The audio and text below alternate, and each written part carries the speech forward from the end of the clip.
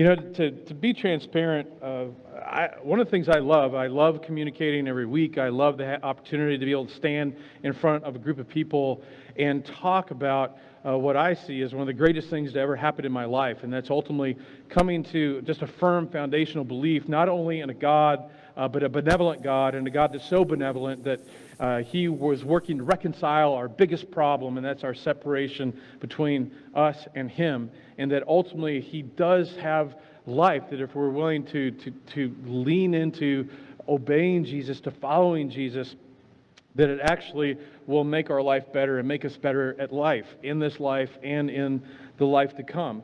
But one of the things that you need to know is every week as I prepare for the weekend, I realize that everything that I'm talking about, I'm speaking to myself, that we are in this together. It isn't that I've just got it all figured out, or somehow I'm better than you, or holier than you, or more religious than you, because none of that's true. Just ask my wife and ask my kids. They will tell you the truth, because they live with the real Chad all through the week.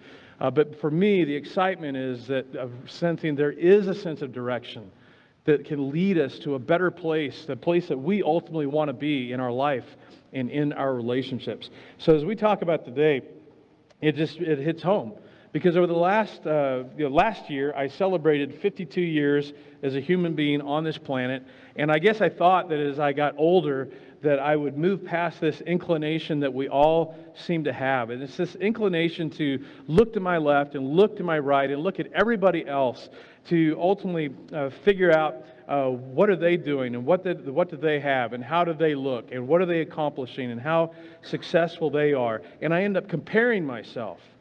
And measuring myself to determine how well am I doing, how well I'm doing based on what everyone else is doing, and how everyone else looks, and what they're doing, what they look like, the level of success in their family or in their career or their vocation, whatever it is.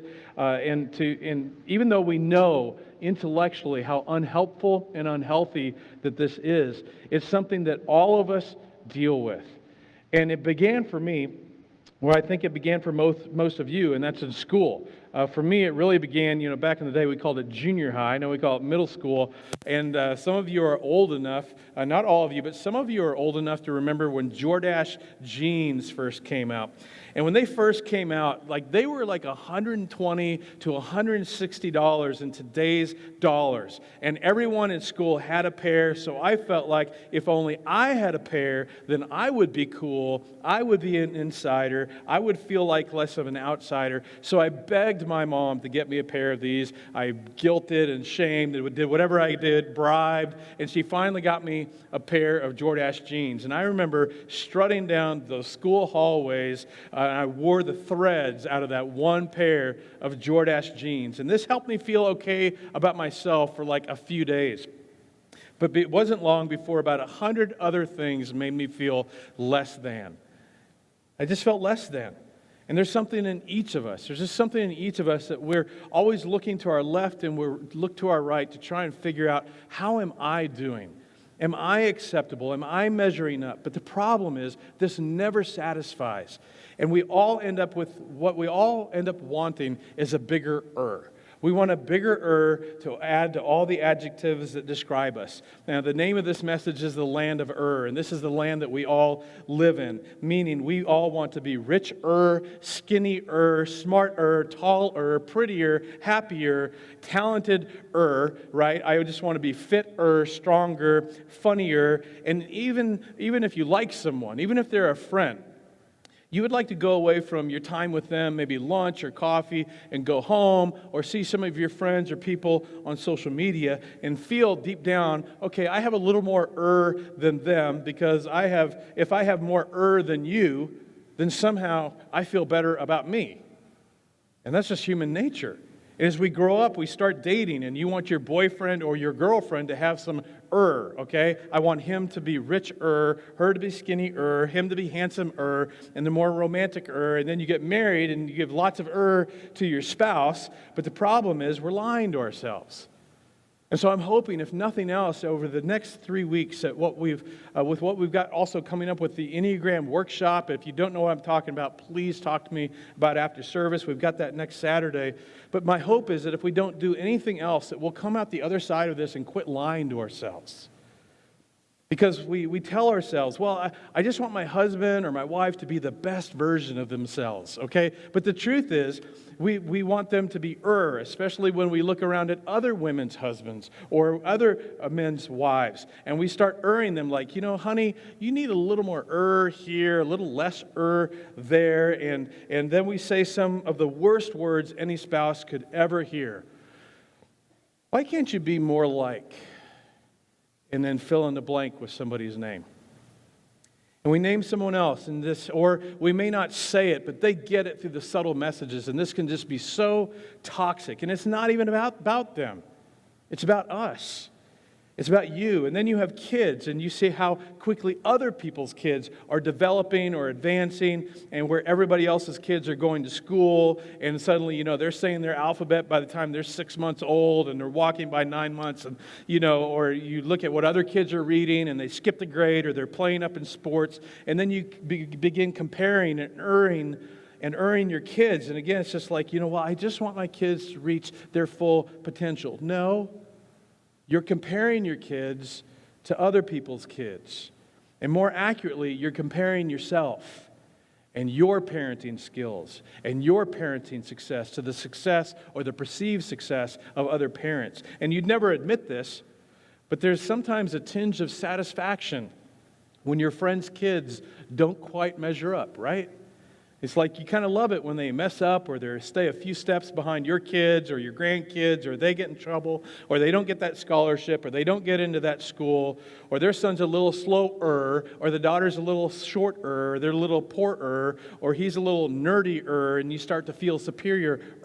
And it's like, I guess they're not so perfect and they're not so good, and you can say that, and you can't say that because you're a Christian. You go, oh no, I'm just so sorry. But inside you're kind of happy. It's like, where does that come from? Like, that's just so evil. And also there's this thing in us where you run into certain people that you maybe haven't seen for a while, or suddenly they post some new pictures on social media, and you notice they've got some suddenly, maybe especially through COVID, and the last time you saw them, they've gotten a little thicker, a little heavier, a little grayer, a little wrinklier, and you're kind of happy about it. So you look to the left that people are better, you look to the right that people aren't so good, but either way it's just ugly. And you know this doesn't take you anywhere good, because there's no win in that. There's no win, but there we are, and it's just kind of how we go. And then there's another group of us, because of our temperament or our personality or our Enneagram number, we're not happy with we want est. Okay, I don't want to be richer. I want to be rich-est. I want to be smart-est, happiest, healthiest. I want to be successful-est. I want to be most like-est, most followers-est. I want to just be in a category all by myself. So when people compare themselves to me, it's like, wow, like you're doing awesome. Now, as we're going to see, there is a place where a level of that can be good, but for most of us, there's this thread of thing in you, because I know it's in me, where I'm constantly measuring myself by the people around me to determine how well am I doing, and can I feel content? Can I feel peace about myself and my life? Now, maybe you're on the other side of this. Maybe you're the person, you look in the mirror and you just kind of hate you. You just don't like you. And the reason is, it's like, I will never be as fill in the blank as them.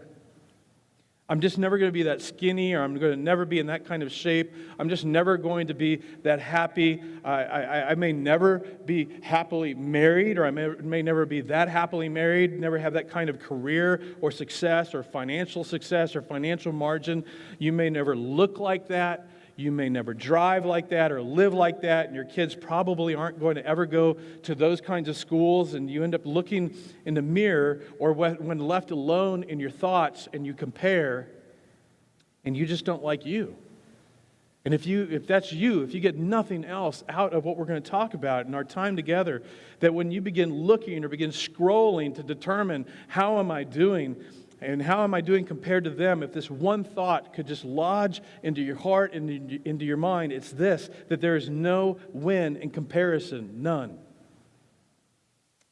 And if you could grasp this, it could begin to break you free from this mental and relational prison, because there is no finish line. There is no final sense of satisfaction. Whether you're better than others or not, there's no win. In fact, it's dangerous. So some of you, if you're honest, and I promise I'm not trying to shame or judge anyone, I'm just stating something that can often be true. But there may be some of you that you got into financial debt because of this thing. That maybe you've purchased things, or you're driving things, or you're living in or wearing things, you've eaten things, you've vacationed certain ways, you purchased wedding rings, or having a wedding ceremony or a honeymoon that you're still paying for. You've bought or spent or went into debt for things, and the core reason for that is because you saw what other people were doing and having and experiencing, and you felt left out, so now you have debt. Because this is so dangerous. And maybe as some of you, you're driving your spouse crazy. Maybe your kids, because you keep pushing them. And ultimately, again, it's really not so much about you, about what your spouse, what you're trying to get them to be or not be, or your kids to be or not be. It's really about you. And again, this is dangerous. Some of you, you may have relatives that you compare yourself to, and you feel less than. There may be relatives that honestly you have a hard time just being around them, and you don't get along with or interact much because deep down you're jealous. Because you're never going to look like that. You're never going to drive that. You'll never live the way that they live, and you feel like you're just never going to be that happy. Maybe your marriage, like in comparison, you feel like it's not going as well. Or my first marriage didn't go well, and they're still in their first marriage, and they're doing great. And after a while, you find yourself rejoicing when they have little small failures or hiccups in their relationship, and you know it's evil and embarrassing, but there's just this thing, and it's not casual. It's dangerous. And you know how far it can go? I've personally had the front row seat to watch relationships be destroyed. I have firsthand seen people go so far as to hurt and sabotage the success of others in family and in career because of jealousy.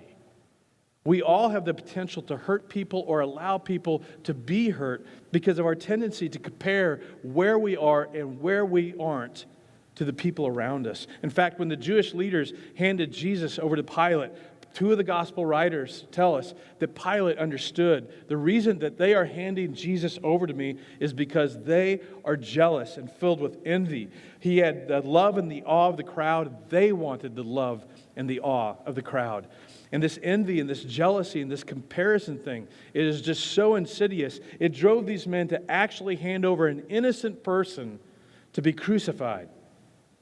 The wisest man who ever lived, other than Jesus, Solomon, he said that envy ultimately rots the bones, that there's no win in comparison. So here's the question that we're going to wrestle with just the next few weeks. What do we do? What do we do about it? I mean, you don't like it, but your mind just goes there. How do we focus on a healthy drive to grow and succeed and improve in life and relationships without slipping into this comparison trap where there's just no win and I'm just constantly frustrated? I'm frustrated with myself and I'm frustrated with life. So to help us with our habit of comparing ourselves to others today, we're going to look briefly at something Solomon said in the Old Testament, and then the next 2 weeks we're going to look in the New Testament. But today we're going to look in the book of Ecclesiastes. And some of you may not know this, but there are people that are part of our community that they're still skeptical about God and about Jesus and about the Bible, and that was one of a big part of our goal is to connect people that are spiritually curious and interested. So if you fall in that category, you need to know Ecclesiastes is a great place to start. You can download the YouVersion Bible app and read Ecclesiastes. It's a short book, and here's what's going to happen. You'll read it and you go, wow, that's right. That's right on. Ecclesiastes is safe. There's no miracles. It's before Jesus, so it's a great place to start if you're a skeptic. It's just is filled with wisdom and incredible insight. And Solomon, who did more than you and I will ever do combined.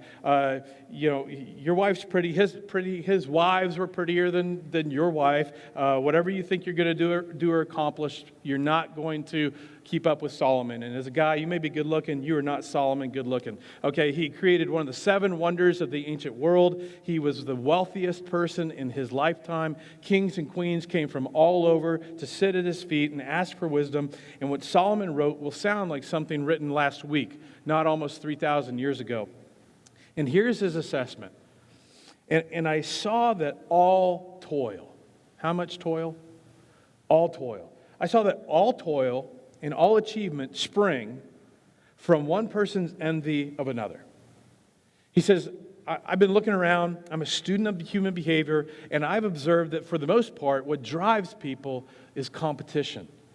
And again, based on your personality, your temperament, like you get that. Like there's just something about competition. We raised 4 sons, okay? Everything was a competition. It didn't matter what it was. And I didn't help that. I fed into that. Like we'd be traveling, and I'm one of those, the vacation doesn't start till you arrive. And so like stopping to eat was kind of annoying. So we would stop in and go in, and we would order, and I'd turn to them and say, okay, first one done eating gets $5. So I didn't help, okay? So everything is a competition. And Solomon looks around. He says, like when I look around at life and I study human behavior, this is the key driving factor, that it's competition, that people are looking to the left and the right to figure out how am I doing based on what everybody else is doing, where they're shopping, what they're wearing, what they're driving, how much they're making, where they're living. And their work and their effort and their toil is driven by what they see people around them doing. Now again, this was 3,000 years ago. So hopefully you can be encouraged about your issues, okay? This is not new. This has been going on from the dawn of man. In fact, when you think about it, according to Jesus, as we look back, like as we look at the scriptures, like the very first death was related to, I don't like the competition, so I'm going to take him out. It's just hardwired into our human nature. And Solomon observed that people determine where they are. Am I okay? Is my spouse okay? Are my kids okay? Everybody is determining if they're okay based on what everyone else is doing. It's just human nature. And this is his assessment. This is meaningless. It's meaningless. It's chasing after the wind. You go, well, you can't catch the wind. That's his point. There's no finish line. There's never any sense of satisfaction, never any tranquility. There's never any peace. Now you might ask, okay, does this mean that we're not supposed to do our best? Are we not supposed to try? Are we just supposed to sit back and do nothing? No. In fact, his next statement is fools. Fools fold their hands, just lay back and just chill. Fools fold their hands and ruin themselves. So he's not saying don't be ambitious. It's like, for crying out loud, I'm Solomon. Have you seen my temple? Have you seen my gardens? I'm a busy guy. I've been around. I got a lot going on. I got like 300 and some wives, 600 and some concubines. I got more gold than Fort Knox. So I'm not saying sit around and do nothing to not leverage your potential. Don't become the best that you can be. I'm not saying any of that.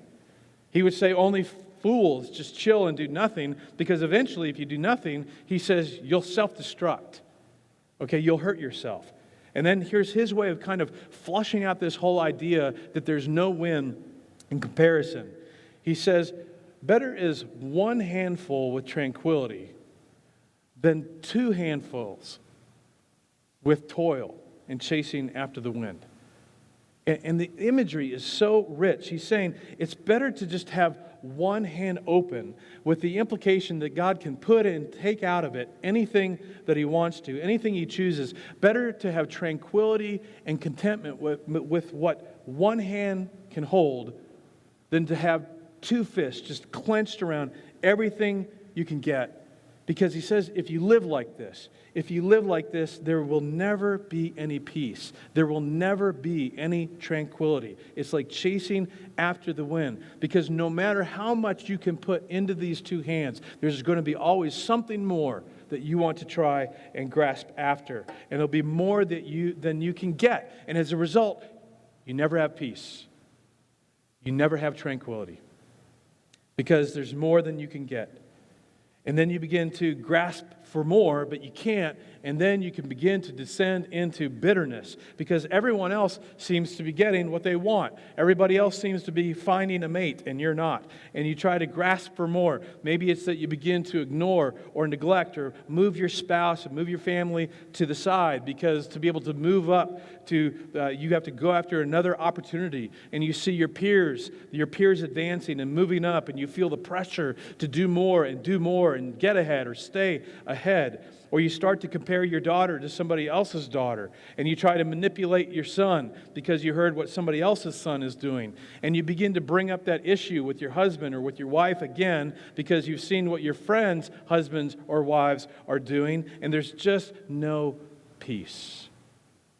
There's no tranquility in any of it. Better is one hand with tranquility. And isn't that what all of us want? I mean, can you imagine having your life described as tranquil, peaceful? I mean, is that even possible? That's what we all want. He says, let me tell you about yet another meaningless thing. There was a man all alone. And he says, again, I saw something meaningless under the sun. And Ecclesiastes, it kind of feels like Eeyore is writing this, right? It's like, welcome to my exciting message about meaningless things. Okay, he says, let me tell you about yet another meaningless thing I saw. There was a man all alone. He had neither son nor brother, which meant in this culture and context, whatever he had, there wasn't anybody that he could leave it to because you couldn't leave stuff to women. You couldn't leave your stuff to wives or to daughters because in this culture, you couldn't leave it to women. And so he's got no one to leave his stuff to. He had neither son nor brother. There was no end to his toil. And yet his eyes were not content with his wealth. So there's this guy I'm watching. He's a friend of mine. Or here's this category of people, and they just work and they work and they work. But no matter how much they get, it doesn't matter. They're never content. Like they finally get, but then there's that next thing they need to get. There's always something more to do. There's always another goal. There's always something else to do, something else to achieve, something else to accomplish or build, and they just work and they work to obtain and acquire, but whatever they get, they're never content. And this person or this category of people, in the midst of all this, they finally stop and ask a very important question. And this is our question, especially in a driven 21st century American culture, to just hit the pause button and ask, for whom am I toiling? Why am I doing all this? Why am I living like this? Why am I constantly looking left and right to figure out what they're doing? For whom am I toiling, he asked, and why am I depriving myself of enjoyment? Why is it that I can't just stop and enjoy what I've already worked to get and gotten? What's wrong with me? I've toiled to accumulate and to get all this stuff, and I'm not even really enjoying it. In fact, not long ago, I was having coffee with a guy right here in Wichita. He's just wildly successful. He has a great job. He's paid very well. He's got buckets of money. He has like over 8 weeks of paid time off built up. And yet, in talking to him, the idea of actually taking time off to go get away and just spend some time with his wife, it causes him to feel stress. And I'm looking, what's wrong with you? And he's like, I don't know, what's wrong with me? And he's just like, what is this? And then, like Solomon's guy, he looks me in the eye and he asks me, he says, why am I doing this? Who am I really doing this for? What's driving me? And Solomon, he answers the question. It's human nature to somehow fear falling behind, to take our cue from the person to our left and to our right, and to be constantly comparing and competing. So Solomon says it this way, this too is meaningless. In fact, I love the term he used. It's a miserable business. It's just miserable. You're trying to have two handfuls. And then you realize, I wish I had a third, or I wish I had a fourth. And his point is, it doesn't matter. It doesn't matter how many hands that you have.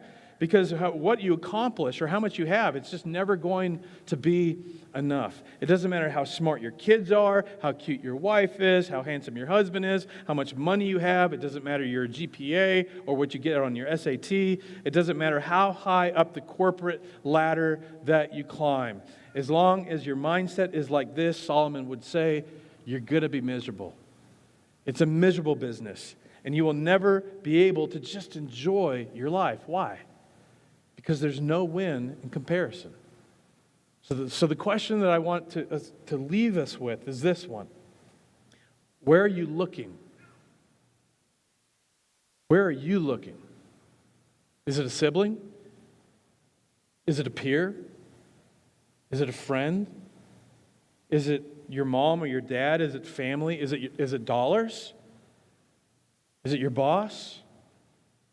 Is it the industry you're in? Is it how good your friend looks? Is it how well your kids do? Is it how well your husband or your wife does? Is it someone in your career field or the industry who does pretty much exactly what you do, but you look at them and it just seems so effortless for them and they're doing better than you and they don't put in half the work? What or who is your mirror? What or who are you looking to try and feel like I'm okay? I can be at peace. I can be content. Because if you're looking to all those other people and things, you're never going to feel okay. Never. No matter what you achieve. No matter what your family member achieves. What your kids achieve. What he or she looks like. What you drive. How you live. Solomon says, listen, I had it all. I had it all. And I'm just telling you.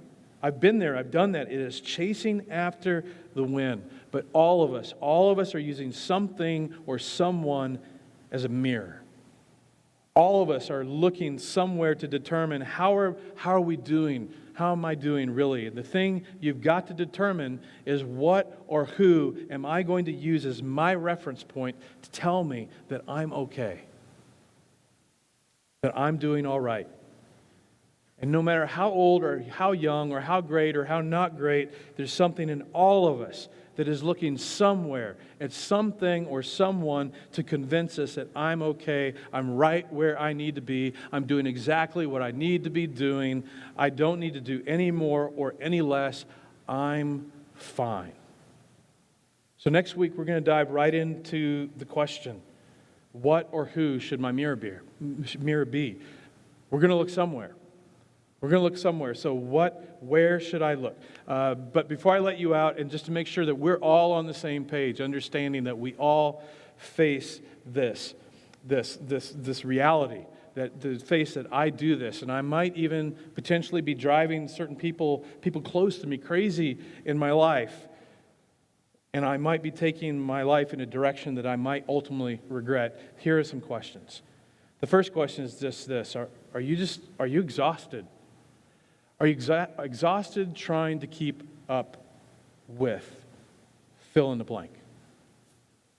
Maybe there's a person in your life, like during the week when you get to thinking, and again, you're trying to think, and there's that person you go to, or it's that group of people. And are you just exhausted? Are you just tired? Is there something of you that you're just tired of this invisible thing where the finish line just seems like it just keeps moving? And you're never really at peace. You're never really tranquil. You're just frustrated. Second question, are you carrying debt?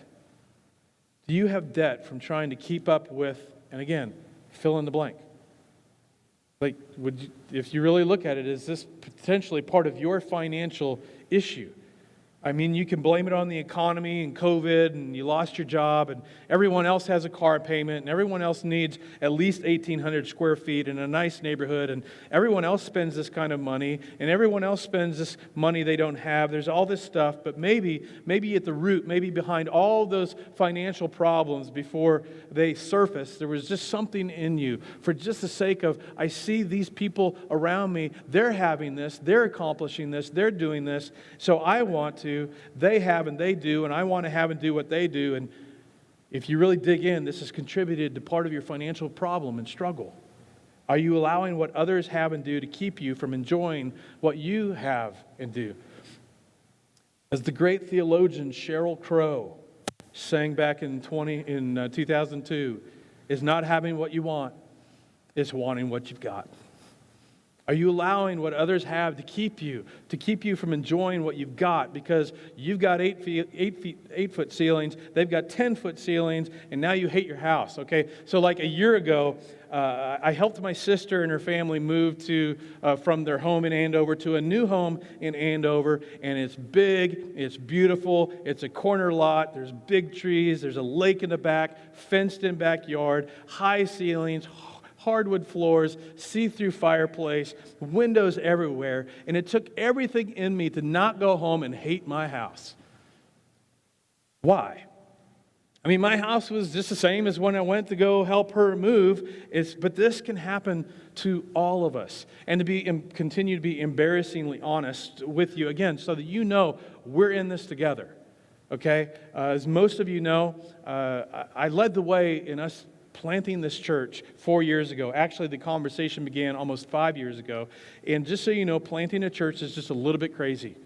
Okay, when you do that, like people pay attention because 80% of church plants fail. I think it's closer to 90. So it involves calling, but it also involves entrepreneurial leadership and communication and vision casting and seeking to inspire people to be a part of something bigger than themselves. It's the hardest thing that I've ever done in my career, and the people who have worked with me would say it's the hardest thing that they've done. But this thing, if it goes unchecked in me, guess who draws my attention to gauge how I'm doing? Other pastors.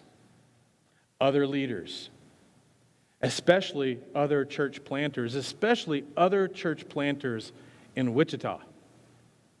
And I'm just telling you, if this goes unchecked, it can take me to some very dark places because there is no win in comparison. You have to be who God has called you to be, to run your race in your lane. And if you're allowing what others have and do to keep you from enjoying what you have, if so, that's chasing after the wind. Because even if you got what they have, guess what? There's somebody else out there with a bigger and then there's somebody out there with an S. So are you allowing what others have to keep you from enjoying what God has allowed you to manage and own and enjoy in this life? Are you allowing what you don't have to keep you from enjoying what you do have? And then how about this one? Do you enjoy your kids? For those of you with kids, do you enjoy your kids, or are you driving them crazy because of what everyone else's kids are accomplishing? Do you enjoy your kids? Or are you just pushing and pushing because you're just so aware of what they could do and what other kids their age are doing? And there's this other stuff out there, and there's this program and this sport and this school and this scholarship. And did you hear about so-and-so? And he's doing such and such. I mean, can you just take a deep breath and just enjoy your children? Just enjoy them. Because do you know that there are other couples who would love to have your son or have your daughter, and they can't? In fact, some, they can't even have kids. Your issue isn't their fashion or their hairstyle choices. It isn't their school scores or their SAT scores or which school they go to or how impressive they are. The issue is they're your children. Can you enjoy them? Or are you going to drive them crazy because of what somebody might think about you as a parent? And some of you, you know how toxic this is because that's the kind of family you grew up in. And you go, well, I know they loved me, but did you feel it? No. It just felt like it was always about performance. And what you need to know is that then can unfortunately be the inclination for how you parent. Is it possible that your husband or your wife feels like that you're just dissatisfied with them? Dissatisfied with him or her because of your propensity to compare them to another woman's husband or another man's wife. And now you might not say, honey, so-and-so, you don't do that because you've already tried that and you figured out it didn't work. You're like, your husband then go, you're right. He makes more money. I should make more money. Or, hey, babe, I noticed Josh's wife lost some weight. So maybe you, enjoy the couch, okay, or sleeping in the yard. But if in your mind you are consistently playing these tapes, I wish he had, or I wish she looked like, I wish he had a job like, I wish she looked like or acted more like. If it's just constant, then every time you look at him, every time you look at her, it's comparison. Even though you may never say it directly, they'll get the message. It'll come out in other ways. And when it does, you need to realize what you're doing. You're undermining what you, at one point in your life, said was the most important thing and the most important person in the world to you, which is your marriage and your spouse. Do you see how dangerous this is? I mean, wouldn't it be amazing to get to a place where you and I could live with one handful with tranquility instead of constantly being a slave to the drive for or for est? Last question. And you're going to hate this question. Who would you secretly enjoy seeing fail? Who would you secretly enjoy seeing fail? I mean, isn't this just one of the ugliest parts of the human spirit? I mean, isn't it the ugliest part of you? I know it's the ugliest part of me. When there's that one person, it's that one person, and you hear something bad happens. Maybe it's big, maybe it's just little, and of course on the phone or text, it's like, oh, that's just too bad, or that's terrible, but inside there's that like itty-bitty part of you just like feels good about it. It's like finally they've been brought down a notch to the rest of where the rest of us normal people live. Finally. Who would you secretly find just a tinge of pleasure of seeing that wrinkle-free, seemingly amazing life they have just experience a bump? And you hear there's a bump in their relationship, a bump with one of their kids or their career, their finances, and there's just something in you that would feel a little sense of relief, a little sense of pleasure or joy. It's just ugly. Imagine if it wasn't, imagine if that just went away. And instead, that I could just rejoice with people when things go well, and I could authentically mourn with people when things don't go well. And you and I will never get there by looking to our left and right and comparing. There's just no win in comparison. So, actual last question, are you chasing after the wind? And here's the thing, and then we'll be done. You cannot genuinely love others while hating yourself. And you cannot genuinely love others while secretly comparing. And you cannot genuinely love someone that you secretly hope will fail. You can't genuinely love someone that you're pushing to perform better because you want to feel better about you, which means you can't really be a sincere follower of Jesus Christ and chase after the wind. And this isn't just a mental issue. And this isn't even just a relational issue. This is a spiritual issue. If you're a Christian, this is a profoundly spiritual issue that affects every other aspect of your life and your relationship with God and the people around you. So together, my hope is that we can move towards stopping this in us. And that we would go from this to this. To live with one hand open, with peace and tranquility. So starting today, in the next few weeks, we're going to begin to stop chasing the wind because there's no win in comparison. So we're going to pick it up there next week, so please don't miss or be late.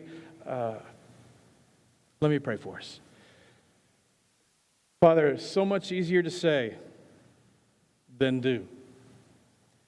And God, I pray for every single one of us. Even as I was talking, I know for all of us that there's that someone that comes to mind that we feel like we've always been competing against, and they may not even know. And God, I pray that you would help us to let that go. I pray that you would truly help free us from that. I pray, God, that we would just release this impulse to look left and right to determine how we're doing. God, I pray for our generation, and especially the next generation coming up, that is just growing up with social media and the images and the stories and the videos that just tap right into this deep, deep insecurity and fear.